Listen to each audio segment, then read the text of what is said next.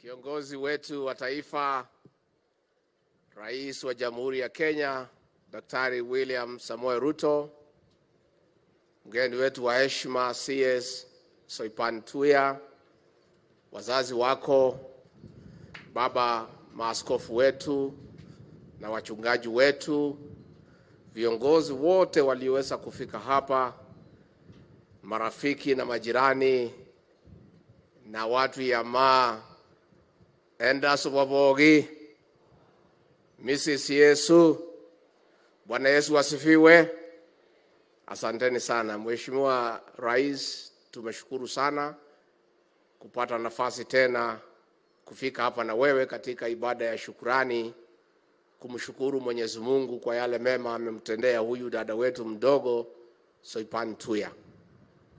Tungetaka kutoa hakikisho ya kwamba huyu Soipan Tuya, tukifanya kazi na yeye pale katika cabinet committees, ni mama ambaye ako very focused, committed, humble, and she knows what she's doing.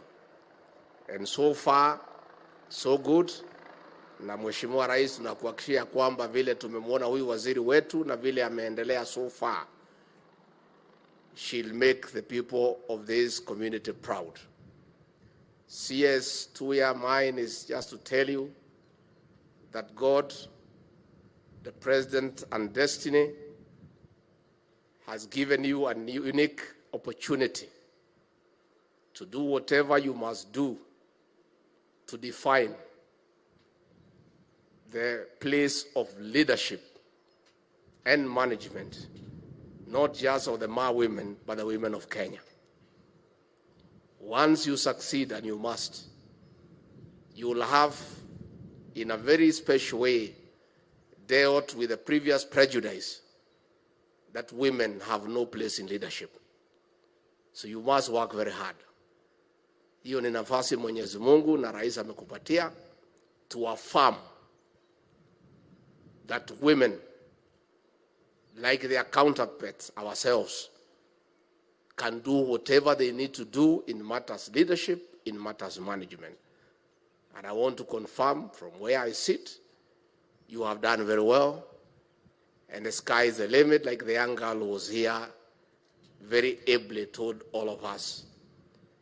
Sisi tunataka kusema ya kwamba hawa watu wetu wa walichochewa sana uchaguzi uliopita na yule mzee ya kuzimia na vibaraka wake, na wakaambiwa ya kwamba Rais William Ruto akichaguliwa ataingilia mambo ya mazingira, ataharibu, ataleta wakale jini mau na ile uongo mwingi. Na kwa sababu watu ya wako na tegemeo kubwa sana kwa mazingira na kulinda misitu kwa sababu ya maisha yao, kiasi kikubwa wakaamini. Sasa Rais amekuwa ofisi mwezi 8, hiyo uongo imejulikana, imeonekana. Sasa Rais amechukua mtoto wenu wa hapa ambaye nyinyi mnatilia mkazo sana na maanani mambo ya mazingira. Kwa hivyo mambo ya mazingira, kulinda misitu, chemichemi za maji, iko katika mkono ya mtoto wenu Soipan Tuya. Kwa hivyo kama kutakuwa na shida kwa mambo ya mazingira, kwa mambo ya chemichemi za maji, kwa mambo ya mtu ya kuulizwa hapana Rais William Ruto au mimi, ni huyu Soipan Tuya. Na kwa hivyo wale wenye kutafuta uongo na fitina na uchochezi dhidi ya uongozi wa Rais William Ruto kwa uchaguzi ujao, watafute fitina mpya, uongo mpya na uchochezi mpya, kwa sababu mambo ya mazingira has been put to rest by having your daughter to be in charge of that particular function. Rais wetu, ningetaka nimpongeze huyu gavana wa hapa Bwana Ntutu. Alikuja tukaketi naye chini kwa mambo ya title deeds. Akasema kwa sababu vile tumekuwa na matatizo ya kiuchumi, county government itachangia kutoa pesa kusaidia masurveyors wetu wa serikali kuu wakuje hapo wafanye kazi na yeye. Akafanya hivyo, tukakuja tukapeana title deed 5,000 na zingine 10,000 zinaendelea. Zikiwa tayari, rais utakuuliza wewe mwenyewe ufike hapa ukuje upeane hizo title deeds 10,000 kwa hao watu ya Maa. Ningetaka kuchukua nafasi hii kuuliza magavana wale wako hapa na wale wengine nitakuwa nao IBEC kesho, nitawauliza hata hao wakuje tuketi. Zile county ambazo tuko na kazi ya kufanywa ya kuprocess title deeds and land adjudication, wasingoje, wakuje pia watenge pesa kiasi fulani vile huyu gavana Ole Ntutu wamefanya. Tushikiriane masurveyors wetu wa serikali kuu na county government to process title deeds, wananchi wapewe waweze kuishi na kufanya kilimo wakijua kila mtu ako kwake. Ya mwisho, rais, hii maneno ya finance bill ni uchochezi mtupu. Jana nilikuwa pale Kitui Central, mjumbe wapo waipa akasimama kaongea mambo ya finance bill, akasema hata afadhali ya hame Kenya, hata watagawanya Kenya mara mbili vile Raila amesema, kuliko walipe ushuru, kuliko walipe nini. Watu wakapiga makofi sana sana. Makofi ilikuwa napigwa tunasikia tukiwa pale mbele. Akarudi tena hapo baada ya kumaliza akasema, naibu wa rais na kutuma kwa rais umwambia tusaidie barabara ya kutoka Kibwezi kwenda Mwingi. Makofi. Akarudi hapo akasema, tuko na damu ya umma tunataka tujengewe. Makofi kapigwa.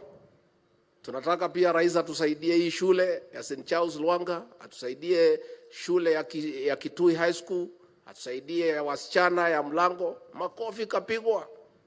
Sasa nilipoamuka nikasema basi, nimesikia hii maneno mmesema nimwambie rais ya barabara, ya maji na mambo ya shule, nitafikisha report. Wakapiga makofi sana ya kwamba nitafikisha report. Sasa nikauliza basi, nikimwambia rais hiyo, mnataka nimwambie pesa ya kufanya hiyo kazi yote mmepigia makofi itatoka wapi? Wakakimia. Sasa ile iko rais, hakuna shida na wananchi, ni viongozi wanadanganya wananchi. Sasa nikitoka hapo tukienda kutafuta chakula, watu wakasema hatukuwa tunajua hii barabara tunauliza na hii maji itatoka kwa kodi. Hii waheshimiwa bado wabia sisi. Sasa nikaambia sisi hatuna namna nyingine ni hiyo. So nyinyi kama mbunge wenu wanasema watu wasilipe kodi, asiulize barabara kwa sababu itatoka wapi. Wengine wenye kuchochea ni watu marafiki yangu ya magazeti hawa. Juzi Your Excellency wameandika headline kubwa screaming, Ruto gets in trouble with Mount Kenya MPs, they are opposed to the finance bill. Gazeti limetumiwa usiku, nimeamuka, nimetafuta gazeti, nimesoma, nimekuta ni mjumbe mmoja peke yake anapinga. Na wameandika Mount Kenya MPs. So nyinyi watu ya magazeti pia nyinyi ni wachochezi. And we must call you out. Those editors who wrote that headline, how stupid do you think Kenyans are? You write a headline about Mount Kenya MPs, they are about 80. Then inside the whole narrative you quote one. Because you are in bed with those people, because you are in the same group. We defeated all of you together as Mio plus the press together. And we'll call you out continuously. Now you don't even have to write what I have said. Nimesema tayari. Niseme nisiseme. These are the characters who are creating all this confusion. Because they were part of the Azimio brigade. Tuliangusha nyinyi pamoja na Azimio na Uhuru na Raila, tutaangusha nyinyi tena 2027 together.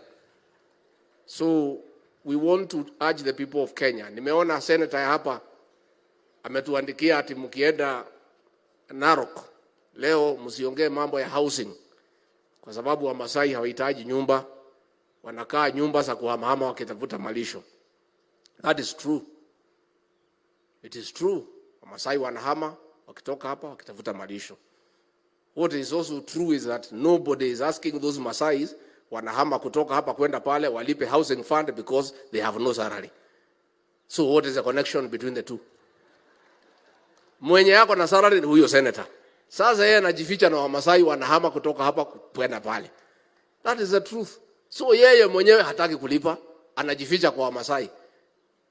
Hakuna mtu anaambia hao wafugaji wanatoka hapa wanaenda pale walipe 3% kwa sababu hawana payslip. Ile iko ni hao wafugaji watoto yao housing ikianza watapata kibarua waende wajenge manyumba.